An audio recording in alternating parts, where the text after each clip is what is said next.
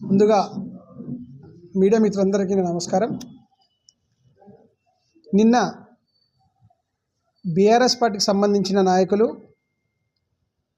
షంబీపూర్ రాజు గారు, అతనితో పాటు కుకట్పల్లి శాసనసభ్యులు మాధవరం కృష్ణారావు ఇద్దరు కలిసి ఆల్విన్ కాలనీ డివిజన్లో బీఆర్ఎస్ పార్టీ ఆత్మీయ సమ్మేళనం ఒక ప్రోగ్రాం పెట్టారు. వాళ్ళు మరి అది ఆత్మీయ సమ్మేళనమా లేకపోతే వాళ్ళ పర్సనల్ కోసం పెట్టిన సంగతి మాకు తెలియదు. ఎందుకంటే మిగతా మీ డివిజన్లు అందరూ పిలుచుకొని అక్కడ కాలనీ ప్రోగ్రాం పెట్టి దాన్ని ఆత్మీయ సమ్మేళనం క్రియేట్ చేసి ఆ సమ్మేళనంలో మీ ప్రాబ్లమ్స్ ఏదో మాట్లాడుకొని మీ పార్టీ